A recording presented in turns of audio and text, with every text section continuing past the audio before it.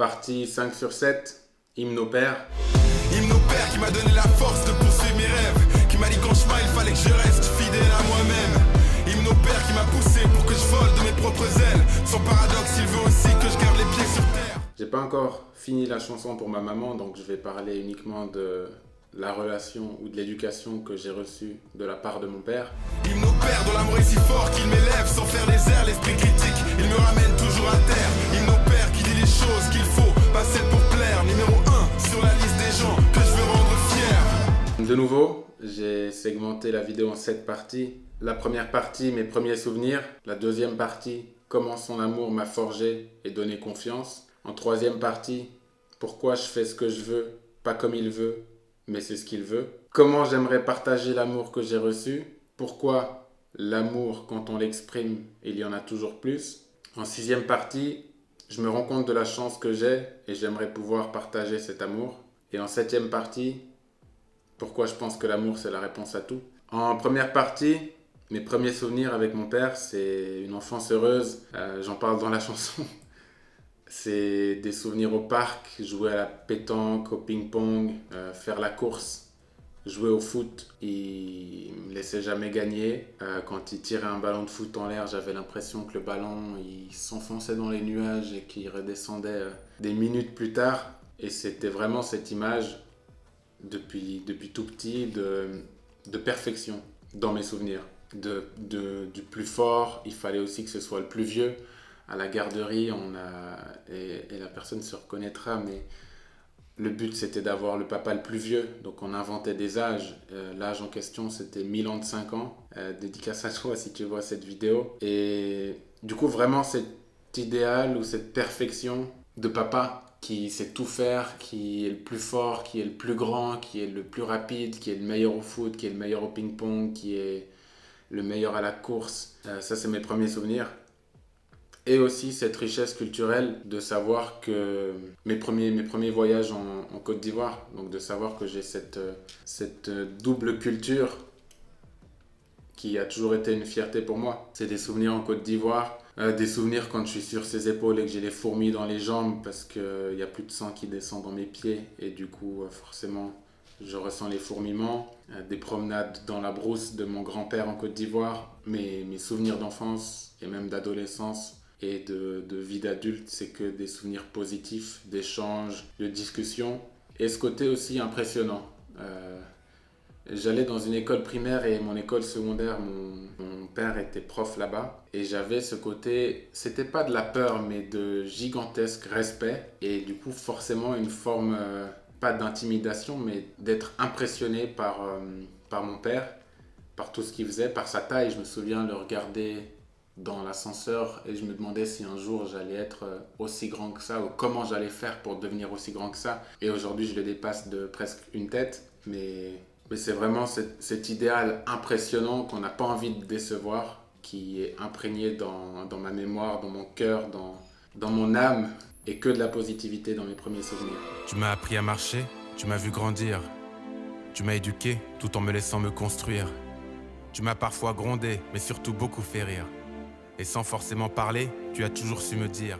En partie 2, comment son amour m'a forgé et donné confiance. C'est justement à travers tout ce qu'il m'a donné, à travers sa présence, son écoute, les activités qu'on a partagées. Je me souviens aussi, avant de partir à l'école, les midis, je mangeais chez lui et presque tout le temps, il me disait avant que je parte à l'école, tu sais que je t'aime très fort. Et je lui disais moi aussi. Et donc c'est pas juste à travers sa présence, ses actions et qui il est, qu'il a imprégné cet amour en moi, c'est aussi à travers la parole. Et il me l'a dit, c'est pas dans sa culture, lui il n'a pas entendu de ses parents, mais pour lui c'était important de me le dire, de le dire à ma sœur. Et justement tout cet amour et cet exemple qu'il m'a donné, ça m'a, je sais pas si forger c'est le bon mot, mais en quelque sorte, si c'est le bon mot, donner confiance et ça s'est ancré en moi. Cet amour, cette force, elle s'est ancrée en moi à travers le temps et nos échanges et son éducation et les valeurs qu'il m'a transmises. Donc ça donne une confiance interne ou une base ou une solidité profonde. Et pourquoi forger ? Parce que justement le fait d'être impressionnant, le fait de mettre des standards inatteignables de perfection indirectement, mais à travers la personne qu'il est, Ça forge parce que si j'avais pas en Suisse un 6 mais un 5,5, c'était pourquoi t'as pas eu 6. Et de façon générale, la phrase qu'il disait, c'est il faut toujours donner le meilleur de soi-même. Et cette phrase qui est ancrée en moi, ça, je pense, en quelque sorte, crée ce côté de perfectionnisme qui, selon comment je l'utilise, devient un défaut parce que ça devient paralysant. Parce que si je dois donner le meilleur de moi-même et que je dois me poser la question, c'est quoi le meilleur de moi-même? Je peux me poser les questions à l'infini. Mais en compensation, il y a justement cette force, cet amour qui permet de soulever ou de résister ou de pousser contre cette charge ou cette impression de, de toujours pouvoir faire mieux. Et c'est à travers cette pression-là, cette pression saine, positive, que je me suis construit, ou qui m'ont construit, mes parents, que je me suis forgé. Parce qu'il y a cette pression saine. Comme dans une salle de musculation, s'il n'y a pas assez de charge, s'il n'y a pas assez de résistance, on ne construit pas de force, on ne construit pas de muscles. Si l'entraînement il n'est pas assez dur, la performance elle ne sera pas bonne. Et si l'entraînement il est trop dur, on s'expose à des risques de blessures, que ce soit physique, si on parle d'entraînement, mais ça peut être aussi psychologique ou émotionnel, si on parle d'éducation ou de valeurs qu'on veut transmettre. Et j'ai eu, justement, à travers la relation que j'ai avec mon papa, comme cet parfait équilibre. Là, j'ai dit papa d'ailleurs, parce que naturellement, c'est comme ça que je parle de mes parents. Ma maman, j'ai même de la peine à dire ma mère, parce qu'il y a cette proximité émotionnelle et cette sensibilité que j'ai pour les mots ça me fait presque mal. Et du coup, mon père, mon papa, m'a donné cette force et en même temps cette pression pour donner ou trouver cet équilibre presque parfait, même si mes parents ne sont pas parfaits. Mais l'amour qu'ils m'ont donné, la façon dont ils m'ont donné cet amour et qui continuent de me le donner, c'est toujours fait avec tellement de bienveillance que je trouve que ça donne les conditions parfaites. Et il n'y a pas besoin que ce soit parfait pour créer les conditions parfaites ou excellentes pour une performance sportive, mais dans l'éducation. Et je prends ce parallèle avec le sport parce que c'est quelque chose qui m'a aussi beaucoup construit et à travers lequel j'ai appris beaucoup de valeurs. Mais pour revenir sur l'éducation et l'amour, comment cet amour m'a forgé et donné confiance, c'est justement à travers cet équilibre de force profonde et très forte et pression ou standard inatteignable. Et du coup, c'est justement en donnant la force pour élever, pour soulever, pour voler et en même temps, je sais pas, la pression atmosphérique, je fais beaucoup de métaphores, mais en donnant le ciel comme limite. Mais du coup, la force pour voler, c'est comme ça que je me sens en confiance et forgé.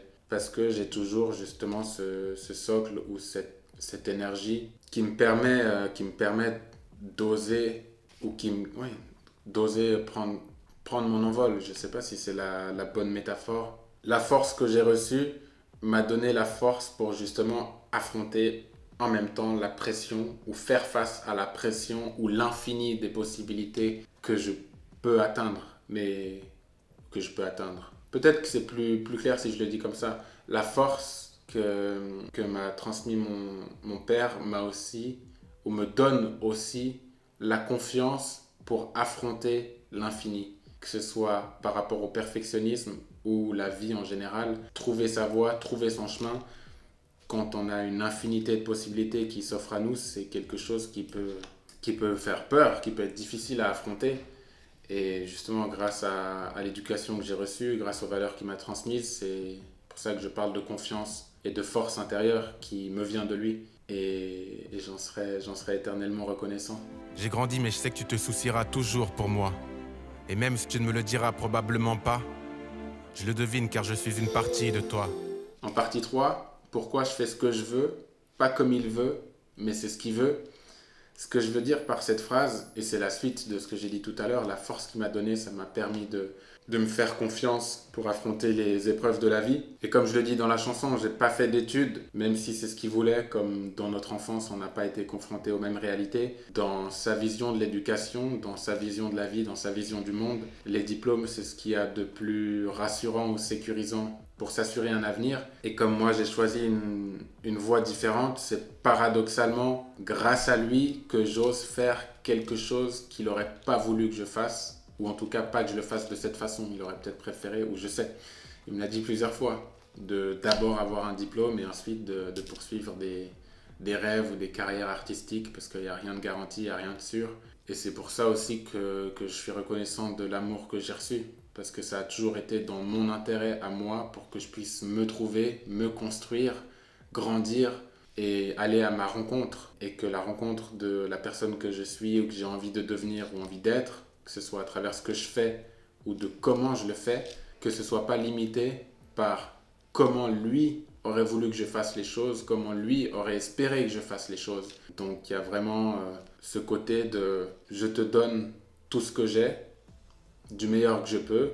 J'ai pu recevoir tout ce qu'il a voulu me donner, du meilleur qu'il a pu me donner et qui continue à me donner. Et ça me permet de faire ce que moi j'estime de mieux pour moi, même si c'est pas aligné avec ce que lui estime ou espère ou pense être de mieux ou de plus sage pour moi. Et malgré ce désaccord ou ce parallèle, on a toujours pu garder ce lien justement d'amour et c'est ce qui est le plus précieux. Le fait de pouvoir ne pas être d'accord, pouvoir ne pas voir les choses de la même façon, mais garder un lien profond d'amour fort, c'est quelque chose qui a été très important, même si par moments c'était presque conflictuel. Ça n'a jamais été hostile, il n'y a jamais eu de manque de respect. On a juste exprimé tous les deux nos désaccords, ou peut-être que c'était des craintes qu'il avait, qu'il continue parfois à avoir. Mais justement, j'ai pu recevoir tout cet amour qui me permet de me construire, qui m'a permis de me construire et qui continuera à me permettre dans le futur de grandir, de gagner en maturité. Pas parce que c'est la perspective ou l'absolu à suivre, mais parce que c'est les ailes qui me permettent de voler pour justement continuer la métaphore. Et comme je le dis dans le refrain, c'est aussi les racines ou l'encre qui me permet de savoir d'où je viens, de garder mes valeurs, de garder ma confiance, de continuer à explorer ma curiosité, de partager mes idées de façon bienveillante. Parce que je ressens cette force intérieure qu'il a pu me transmettre. Je sais que dans le fond, tu n'es pas vraiment déçu du fait que je décide de ne pas faire de grandes études. J'ai appris à être ouvert, grâce à toi la vie m'éduque. Je donne le meilleur de moi-même, même si parfois c'est dur. En partie 4, comment j'aimerais partager l'amour que j'ai reçu. Comme je l'ai dit pour la chanson Pression, je suis conscient de la chance que c'est d'avoir l'éducation que j'ai eue, ou le contexte dans lequel j'ai pu me construire et grandir. Et en grandissant, en prenant maturité et du recul et en m'ouvrant à la vie de façon générale ou aux gens autour de moi, je suis conscient que pas tout le monde a eu la même chance que moi. Et c'est pour ça que j'ai écrit cette chanson et que j'ai voulu partager cette chanson pour donner cet amour, pour transmettre cet amour. Et j'espère que les gens qui ont peut-être pas eu de père, qui ont eu des relations compliquées, conflictuelles avec leur père, qui ont eu peut-être une relation destructive avec leur père, pourront se ressourcer dans cet amour que j'ai essayé de faire vivre à travers la chanson et que j'aimerais continuer à faire vivre à travers les discussions et que je fais indirectement vivre à travers les échanges que j'ai avec toutes les personnes que j'ai la chance de rencontrer à travers mes projets artistiques. Et un jour, même si j'ai déjà eu le temps d'avoir une discussion avec mon père par rapport à l'éducation, replonger peut-être pour fêter ou célébrer la première année de la chanson.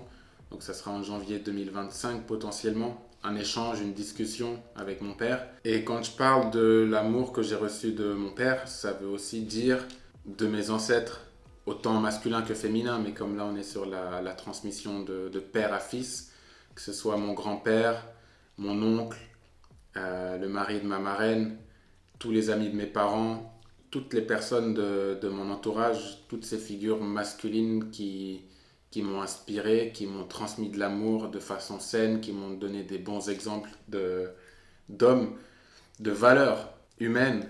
Et du côté paternel, j'ai pas connu mon grand-père, mais mes oncles, mes cousins, et justement cette richesse de cette diversité de différentes cultures, mais ces valeurs humaines qui restent les mêmes partout, qui sont peut-être exprimées de façon différente, mais toujours de façon positive, de façon bienveillante, peu importe le contexte. Et j'espère pouvoir renouer avec mes sources africaines aussi. Ça fait très longtemps que je ne suis pas retourné dans ce pays, mais comme j'associe à la paternité, je ressens ce besoin de retourner me ressourcer là-bas et d'aussi donner de l'amour ou cet amour que j'ai reçu là-bas, parce que cette richesse culturelle, j'ai envie de pouvoir la rendre ou la donner, la partager, d'échanger. Et comme je l'ai dit dans la chanson Clochard, c'est le pays qui m'a le plus imprégné ou le plus confronté à la pauvreté. En réponse à cette pauvreté, j'ai aussi envie de partager ma richesse culturelle qui me vient de là-bas et de pouvoir apporter et donner à ce pays, que ce soit à travers des idées, que ce soit culturellement à travers mon art qui est du coup riche de mes deux cultures pour faire avancer les choses et contribuer au développement de ce pays et au sens plus large de l'humanité, de réunir des cultures, de partager cet amour, de donner cet amour, peu importe où je peux le donner, peu importe la forme, tant que c'est de façon bienveillante et constructive. Continuer à partager, continuer à donner pour faire vivre cet amour. Comment j'aimerais le partager et l'exprimer ? En le faisant vivre à travers cette chanson et en le faisant vivre à travers la personne que je suis et toutes les interactions humaines que j'ai autour de moi. Donner de la force, donner de l'espoir, donner des perspectives, une ouverture d'esprit, que ce soit des valeurs que j'ai reçues à travers la richesse culturelle et aussi cette sorte d'exigence bienveillante, accompagnée justement de force et d'outils et de soutien et de courage que j'ai reçu de la part de mon père. C'est des choses, des valeurs que j'ai envie de transmettre autour de moi, de donner la force et le courage aux gens qui en ont besoin pour affronter leurs épreuves, de leur donner la force, de s'ouvrir l'esprit, de s'ouvrir les perspectives d'avenir, les perspectives de vie et de leur donner le courage pour concrétiser, accomplir les projets, traverser les difficultés, faire face aux difficultés, accepter, accueillir les difficultés. Une autre phrase que mon papa me disait qui m'a marqué, il me disait quelque chose du genre « la frustration c'est une bonne chose » ou bien on se construit aussi dans la frustration. Et autant je me souviens dans mon enfance et mon adolescence c'était difficile à entendre, autant aujourd'hui je me rends compte à quel point c'était vrai, important de comprendre cette frustration. Ça peut être frustrant par exemple de se faire insulter et de ne pas répondre, mais dans cette frustration il y a une forme de tolérance, c'est accepter l'inconfort, accepter de ne pas exprimer ou de ne pas pouvoir vivre cet inconfort, que ce soit à travers un caprice en tant qu'enfant ou une réaction en tant qu'adolescent ou en tant qu'adulte. Et j'en parlais justement dans Animal. Pour moi, c'est une des raisons aussi pour lesquelles c'est tellement douloureux de savoir que certains hommes font du mal autour d'eux et font du mal à des femmes ou à des enfants. Et c'est pour ça, et je le disais justement avec autant de pincettes que possible, qu'une partie de la réponse, c'est l'éducation des garçons. Et l'éducation, c'est ça, c'est transmettre cette force émotionnelle pour pouvoir accueillir une émotion de frustration, la comprendre, la digérer et ne pas la rejeter à travers de la force, des insultes, de la colère, de la violence. Et pour moi, ça va ensemble. Donc transmettre ces valeurs d'homme à homme pour que les hommes on puisse tous ressentir cette confiance en soi, ce bien-être intérieur, cette confiance intérieure et ne pas faire des dégâts autour de nous. Pour finir sur une note positive aussi parce que c'est quelque chose de positif. Les moments de jeu que j'ai aussi avec ma maman mais différents avec mon père. De garçon à garçon, d'homme à homme, il y a quelque chose qui n'est pas partagé de la même façon. Ce qui est normal, puisque quand on est pareil en tant qu'homme, on ne va pas partager la même chose. Adolescent, tu m'as toujours écouté entièrement. Nos désaccords, nous les réglions à coups de bons arguments. Tu m'as dit qu'en héritage, tu ne me laisserais aucun argent. Mais j'ai bien plus précieux, j'ai tout ton amour et ton éducation. Partie 5. Pourquoi l'amour, quand on l'exprime, il y en a toujours plus ? C'est comme un effet boule de neige pour moi. L'amour, une émotion positive, c'est comme un sourire, on a envie de le rendre. Et pour les personnes qui en ont besoin, j'ai envie justement de pouvoir le donner parce que je fais vivre cet amour. Et du coup, il continue à exister à travers le fait de l'exprimer. Et il pourra continuer à exister à travers ces personnes qui peuvent, si elles en ont les outils ou le besoin, l'accueillir. Et pour moi, c'est ce qui est symbolisé par l'amour. C'est les valeurs qu'on transmet, les émotions qu'on transmet. Et le fait de vivre ces valeurs, de vivre ces émotions, c'est ce qui fait vivre l'amour et qui continue à le multiplier. Et je pense qu'on en a besoin pour se construire, pour avoir de la confiance, pour avoir de la patience, de la tolérance. Tout ça, c'est des outils positifs qu'on peut faire vivre à travers l'amour ou grâce à l'amour. En fait, la réponse, elle est aussi simple que ça. Pourquoi l'amour, quand on l'exprime, il y en a toujours plus ? Parce que quand on l'exprime, on le fait vivre. Et si on le fait vivre, il peut vivre à travers d'autres personnes et toucher d'autres personnes. et avoir un impact positif sur les personnes qui en ont besoin ou qui le reçoivent. Partie 6, je me rends compte de la chance que j'ai et j'aimerais partager cette chance.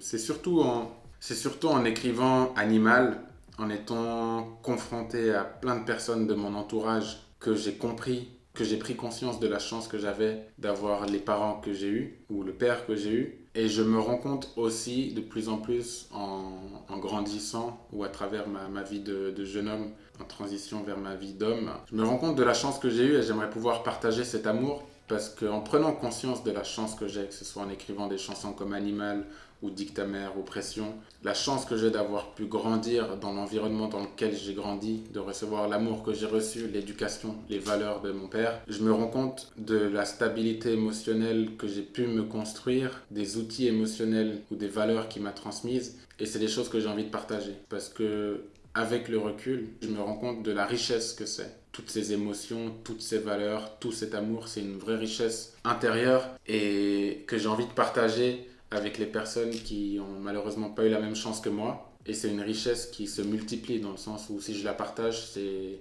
à travers une chanson, à travers une discussion, à travers des conseils. Les gens peuvent piocher ce dont ils ont besoin, peuvent réaliser pour certaines personnes malheureusement que ce qu'elles ont vécu, c'est pas normal. S'il y a des conflits familiaux, s'il y a de la violence, d'avoir une image ou un repère positif de paternité. Certaines personnes n'ont pas eu de père du tout. Et du coup, il n'y a aucun repère pour les générations futures où ça peut être déstabilisant de savoir qu'on a un enfant en tant qu'homme, mais on n'a pas eu de figure paternelle. Et à travers la chanson, ou justement ce genre d'échange, ça permet de donner un exemple parmi plein, mais un exemple positif de figure paternelle qui peut peut-être inspirer les personnes qui n'en ont pas eu. En tout cas, pour moi, c'était la meilleure inspiration et ça reste la meilleure inspiration. Sans être parfaite, il n'y a pas besoin d'être parfait pour être excellent. Et j'ai cette chance-là. Et c'est une chance justement que j'aimerais partager avec les personnes qui ne l'ont pas eu et qui en ont besoin. Et en partie 7, pourquoi je pense que l'amour, c'est la réponse à tout, que ce soit de l'amour paternel, fraternel, maternel, humain. Je pense que l'amour, c'est la réponse à tout parce que c'est notre plus grande qualité bienveillante. L'amour, pour moi, ça reflète des qualités humaines qui sont bienveillantes, que ce soit de la tolérance, de la compassion, de l'empathie, du respect, de l'échange, du partage. Pour moi, l'amour, c'est tout ça. C'est toutes ces valeurs humaines. C'est en partageant, en transmettant, en faisant vivre ensemble, mutuellement, ces valeurs d'amour ou ce que cet amour représente comme valeur, qu'on trouvera la réponse à tous nos problèmes humains, que ce soit des problèmes de pauvreté, que ce soit des problèmes de communication, des problèmes personnels internes de dépression. C'est à travers cet amour qu'on trouvera une ouverture d'esprit et des solutions collectivement. C'est ce que je nous souhaite et c'est ce que je souhaite continuer à partager dans nos projets artistiques. Tout n'est que force et la plus grande des forces, c'est l'amour. Tu m'as dit de rester fort malgré la douleur. Tu m'as dit que c'était la vie et que viendraient les jours meilleurs. Sont venus les jours meilleurs. Hakuna Matata. La vie m'a fait le plus beau des cadeaux, ma petite sœur.